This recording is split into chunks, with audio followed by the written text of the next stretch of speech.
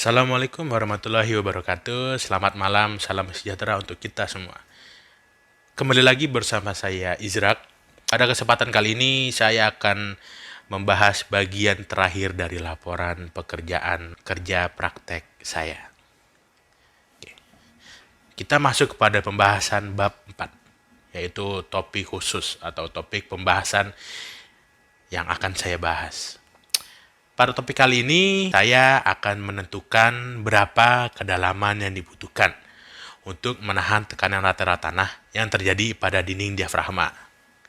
Khusus untuk bab 4 ini, lokasi proyek yang ditinjau berbeda dari bab-bab yang sudah saya bahas sebelumnya. Lokasi proyek ini berada di kawasan perumahan Sentul City, Bogor. Proyek yang ditinjau adalah konstruksi apartemen berjumlah 5 lantai. Oke, dalam perencanaannya terlebih dahulu kita akan melakukan analisa data tanah. Dan setelah itu kita akan lanjut ke perhitungan kebutuhan panjang dinding penahan pada tanah. Analisa data tanah. Berdasarkan penyelidikan yang telah dilakukan, dapat dilihat hasilnya pada tabel 4.1. Nah, bisa dilihat ini data yang telah saya analisa. Berikut dari lapisan tanah dan parameter-parameternya. Setelah itu, kita buat yang namanya grafik NSPT. Oke, lanjut. Setelah kita membuat grafik NSPT, maka akan dilanjutkan ke korelasi nilai NSPT. Apabila data yang didapatkan dari data sekunder kurang mencukupi untuk perencanaan, maka dilakukan pendekatan-pendekatan untuk mendapatkan parameter tanah yang dibutuhkan. Salah satu pendekatan untuk mendapatkan parameter tanah adalah dengan cara mengkorelasikan data tanah yang ada dengan tabel korelasi yang diperoleh dari perencanaan sebelumnya atau hasil penelitian dari para ahli. Berikut adalah kesimpulan dari analisa parameter tanah yang dapat dilihat pada tabel 4.5 berikut. Ini tabelnya. Oke, lanjut. Kita ke penentuan nilai gamma sat, gamma dry, dan gamma unsaturated. Untuk menentukan nilai dari setiap lapisan tanah, caranya adalah dengan mengkorelasikan nilai NSPT dengan tabel 4.2. Kemudian, untuk menentukan nilai gamma dry, yaitu dengan cara menghubungkan antara nilai gamma sat yang telah didapatkan sebelumnya dengan tabel 4.3. Sedangkan, untuk mendapatkan nilai gamma unsaturated, adalah dengan mengambil nilai tengah antara gamma sat dan gamma dry. Berikut adalah tabel korelasi antara nilai NSPT dengan gamma sat dan korelasi antara gamma sat dan gamma dry. Oke, kita lanjut. Mungkin ini ada beberapa contoh perhitungan untuk lapisan 1, 2, dan 3. Mungkin saya lampirkan untuk lapisan 1 saja. Ini seperti ini perhitungannya. Oke, kita lanjut. Kemudian kita menentukan nilai CU dan C aksennya. Dalam menentukan nilai undrained shear strength atau CU dan effective shear strength atau C aksen dapat diperoleh menggunakan korelasi nilai NSPT dengan tabel 4.4 berikut. Ini tabelnya. Bagaimana cara menghitungnya? Ini ada contoh perhitungan untuk lapisan 1 dan 2. Jadi kita menghitung dengan persamaan linier atau bisa disebut juga dengan interpolasi. Kita lanjut. Kemudian kita menentukan besarnya nilai internal friction angle-nya. Untuk tanah kohesif dapat diperkirakan dengan menggunakan korelasi antara nilai C aksen dengan tabel 4.5 berikut. Ini tabelnya. Nah, maka didapatkan hasilnya untuk contoh perhitungan lapisan 1 dan 2 seperti ini. Berikut adalah kesimpulan dari data parameter tanah. Bisa dilihat ada lapisan tanah, ada kedalaman, ada nilai N rata-ratanya, nilai N itu nilai NSPT rata-ratanya per lapisan, terus ada jenis tanahnya, ada konsistensi. Nah, ini berikut adalah data-data dari kayak gamma sat, gamma dry, gamma unsaturated, CUC, dan nilai friction angle-nya. Kemudian setelah kita sudah mendapatkan kesimpulan dari data parameter tanah, yaitu yang kita hitung dengan interpolasi tadi atau dengan persamaan linier, kita lanjut ke menghitung perencanaan kedalaman dinding. Dalam perencanaan kali ini, perhitungan kedalaman dinding dilakukan dengan menggunakan konsep push-in. Metode yang digunakan pada analisa push-in ini adalah metode free earth support, dengan memodelkan dinding di bawah posisi strut sebagai free body, dan melakukan analisa kesetimbangan gaya. Dalam perhitungan kedalaman dinding, terdapat langkah-langkah perhitungan yang diperlukan, yaitu sebagai berikut.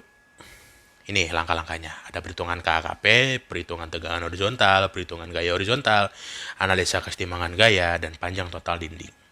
Itu yang akan kita tentukan di akhir, yaitu panjang total dindingnya. Pertama, kita hitung KA dan KP. Berikut contoh perhitungannya untuk lapis 1 dan lapis 2. Berikut contoh perhitungannya untuk lapis 1. Ya, rumusnya sama, nanti mengikuti aja. Oke, lanjut. Setelah kita hitung, ini rekapitulasi perhitungan KA dan KP terdapat di tabel 4.7.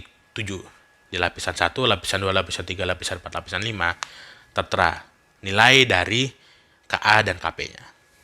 Oke, setelah itu kita menghitung perhitungan tegangan horizontal. Pada perhitungan tegangan horizontal, kali ini akan dilakukan analisa per titik. Asumsi kedalaman panjang atau DO terbawah berada di bawah kedalaman 30 meter. Itu asumsi. Analisa tegangan akan diuraikan berdasarkan jenis bebannya, yaitu tegangan akibat beban tanah, overburden pressure, akibat beban air tanah, water pressure, dan akibat beban di atas tanah, atau surcharge. Pertama, kita menghitung beban akibat tegangan akibat beban tanah, yaitu overburden pressure. Ini contoh perhitungannya untuk tanah aktif di titik 1. Bisa didapat hasilnya segini. Dan ini contoh perhitungan pada tanah pasif di titik 5. Karena 0 di titik 5. Berikut ada rekapitulasi perhitungan sigma H akibat beban tanah. Berada pada tabel 4.8. Di sini sudah jelas tanah aktifnya sigma V, sigma H dari aktif sama pasif sudah jelas di sini. Oke, lanjut. Tegangan akibat beban air tanah. Nah, ini akibat water pressure. Berikut adalah contoh perhitungannya. Seperti ini.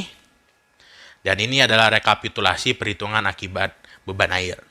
Seperti ini perhitungannya. Oke, lanjut.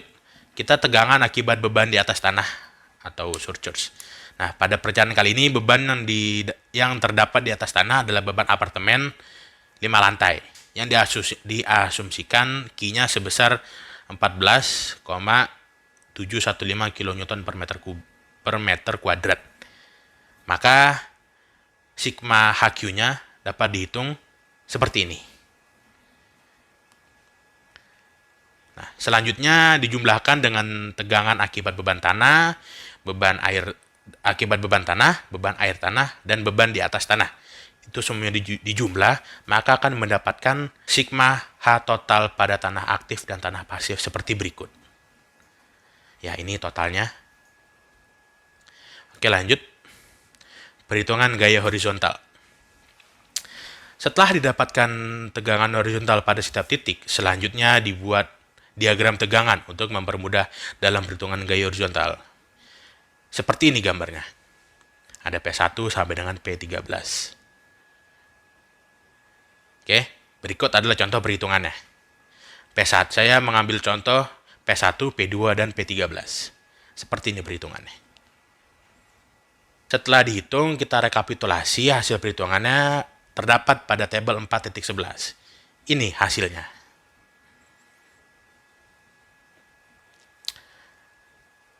Setelah kita menghitung gaya horizontal, maka dilanjutkan dengan analisa kesetimbangan gaya. Apa itu? Dilakukannya analisa kesetimbangan pada gaya-gaya yang bekerja pada dinding penahan tanah.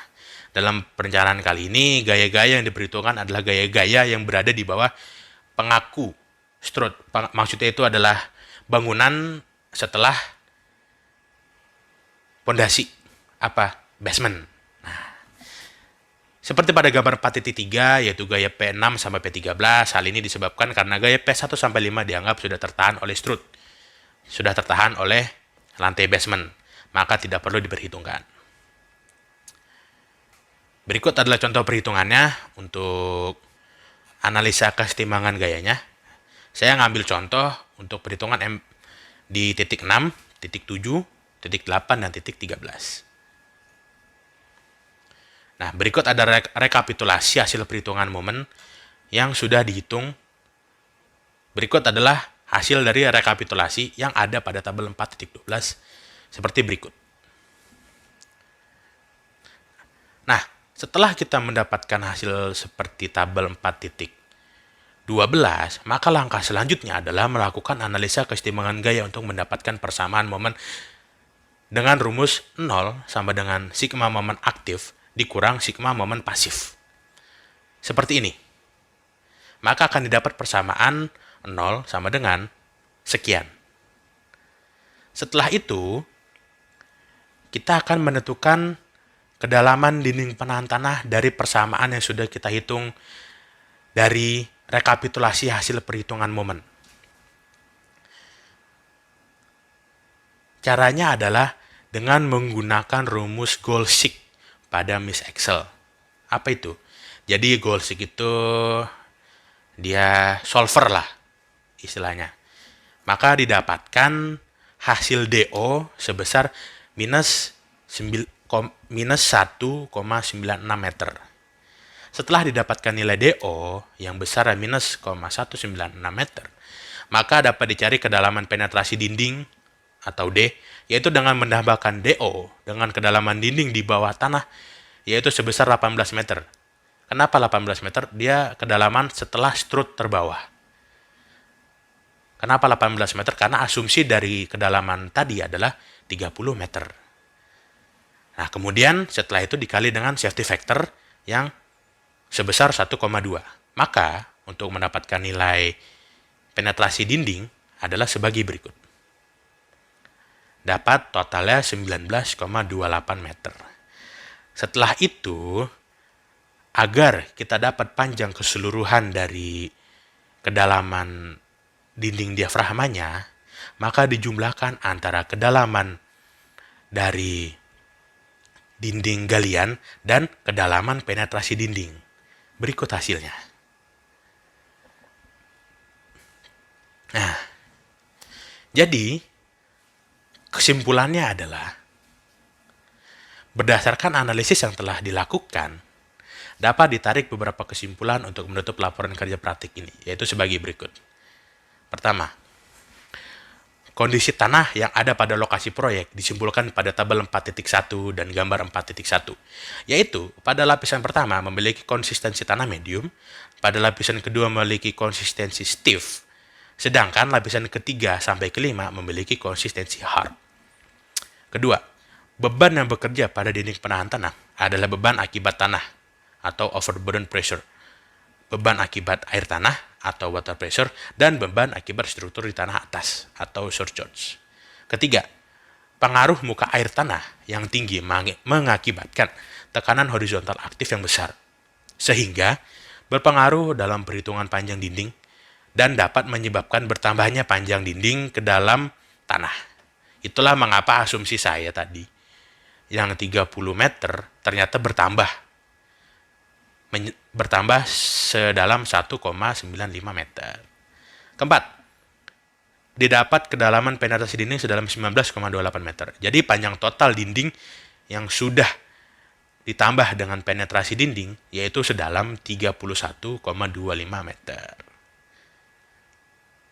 Nah, saran dari saya, berdasarkan hasil perencanaan yang telah dilakukan, maka saya menyarankan untuk topik khusus kali ini mungkin ke depannya untuk yang ingin mengambil materi seperti saya bisa menambahkan sampai ke perhitungan dimensi dari dinding diafragma. Dari perhitungan dimensi, kita akan tahu berapa ukuran dimensi serta penulangan dari dinding diafragma tersebut.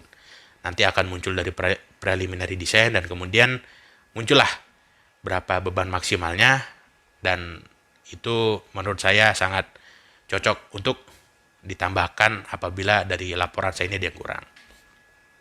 Oke, sekian dari saya. Itulah hasil yang telah saya kerjakan selama kerja ke praktek online ini.